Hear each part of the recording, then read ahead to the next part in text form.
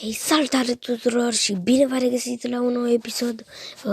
De data asta încercăm Clash Royale și cum vedeți avem un chest opening, avem un Legendary King chest, un Mega Liming chest și două chesturi de la quest-uri le-am strâns eu. Ok, ăsta e decorul meu cu care am făcut Legendary King chest-uri, Mega Liming chest-ul și quest-urile. Ăsta este decorul meu, dacă vreți copiați-l. Ok. Pe shop sunt cărțile astea, dacă vă interesează. Ok, hai să trecem la treabă, man, că chiar vreau să văd ce legendare să-mi pice. De aici nu o să pice nimic. Ok.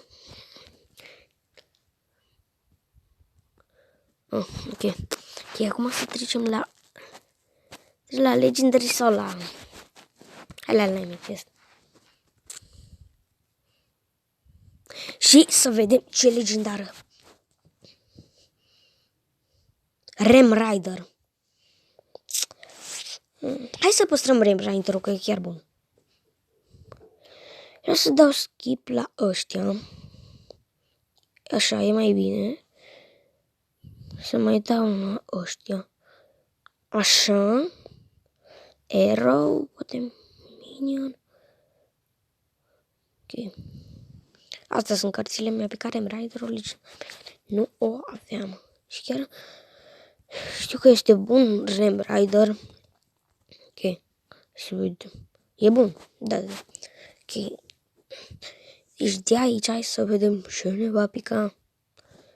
Aleg ăștia, că acum pot să-i duc la level up. Fire Spirit. Hog Rider. Yes! Ok. Goblins. Fireball. Chiar dacă nu mă joc niciunul. Goblin Bear. Și să vedem legendarele. Zic că e Electro Wizard, nu? Yes! Am luat Electro Wizard și Rem Rider, man. Man, deci sunt așa de fericit că am luat Electro Wizard și Rem Rider. Nu vine să cred. În sfârșit am luat și eu Electro Wizard. Wow, wow. Și Rem Rider. Deci, un vărul meu vroia foarte mult și el legendare. Stați un pic să pun aici pe Rarity. Așa. Vrea foarte mult. Stați. Îmi pare rău că tot spun stați, dar să fac ceva. Okay. El foarte mult își dorea. Adică eu am acum 9 legendare. Pot să fac deck de legendare. Dar el își dorea foarte mult Electro Wizard, Rem Rider și Mega Knight. Da, legendarele astea 3. Prima mea legendară a fost Mega Knight. A doua nu mai știu ce a fost, dar ultima a fost Fisherman. Dar acum în sfârșit am legendarele astea două. Și nici Raul nu le are, adică așa îl cheamă pe verișorul meu, care Raul efectiv el are la legendare și n-are astea două. Cred că Electro Wizard și Rem Rider e singurele care care lipsesc. Ok. Hai să ne creăm un deck noi. Hai să facem deck doar de legendare. Da, nu facem. Nu-i fun. Adică ar fi fun. Dar nu vreau. Hai Spirit. Sfârșit pot să dau contra la Sparky. Ok, da, foarte multe cărți. Vrei de acum. Le dau. Stai că astea nu le folosesc. Double Barrel. Unde e Double Barrel? Că mi-l trebuie neapărat să-l dau, am gândit. Și dă-i și Hog. Da, la Hog neapărat. Și cât e? 8000. Câte gemuri? 17. Sincer aș da. Goblinul e chiar OP.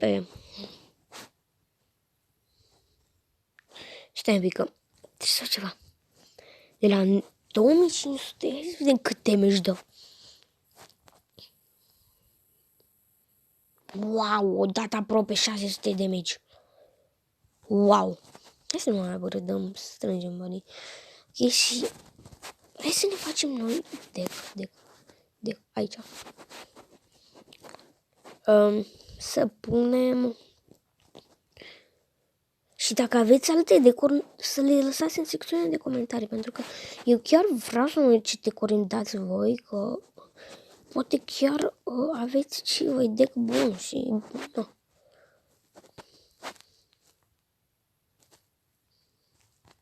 Ok, hai să mai punem ceva.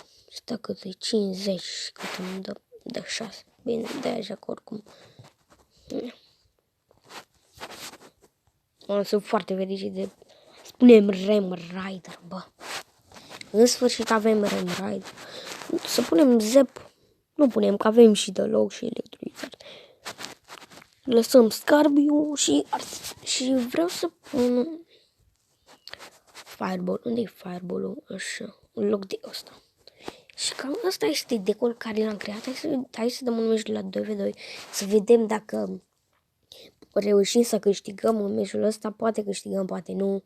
Cine știe. Vă rog, nu mă jurați în secțiunea de comentarii dacă pierd, pentru că este acum dimineață când filmez și... Da. Și nu sunt foarte... N-am jucat foarte mult, știți, chiar Clash Royale. Am jucat mai mult doar pentru quest-uri și să aștept la Mega Liming Chest. Și de-aia nu prea joc așa de bine. Wow! Yes! În sfârșit. Ok.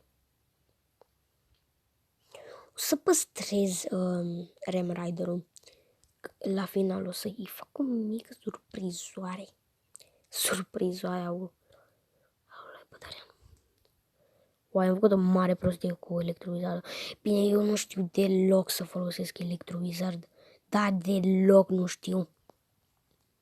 În viața mea n-am mai jucat cu electrovizard. Scoate muschetira. Nu scos. E bine. Nu mi-a dat damage. Mie chiar dacă nu. Ce l-aș da pe ăla logo? Hai că-l dau. Chiar dacă nu cred că-l... Și că n-ajunge. Yes. E bine, e bine. Hai să punem Ice Spirit. Rem Rider-ul totuși îl păstrez. Eu cardio super OP.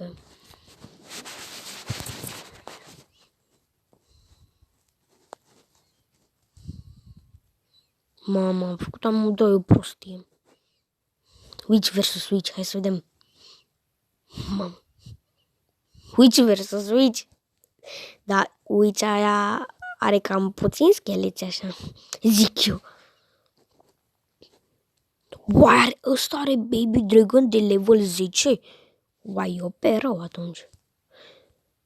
O să trebuiască să dau de loc și Fireball-ul, cred. Ăștia doi. Haideți, mă. Așa. Să dau și Fireball. Aș da Fireball pe ăsta. Nu. Fucky. Nu-i nimic. Ne descurcăm oricum cu deck-ul ăsta. Adică tot este un deck bun. Vedeți că încă nu ne-a luat niciun tur și chiar e bun deck-ul. Dar dă foarte puțin ăla. Aici golemul, dă puțin. O să-l păstrez un pic pentru final, Rem Rider-ul. Nu o să-l pun chiar acum. Ok, pun așa. Ai de cau meu dacă ne pușează oamenii ăștia. Ai, mi-a scos. Miloc am scos. E peca ăla cum ne apărăm, ziceți-mi și mie. Nu știu. Pune Electro-Wizard, dă încolo.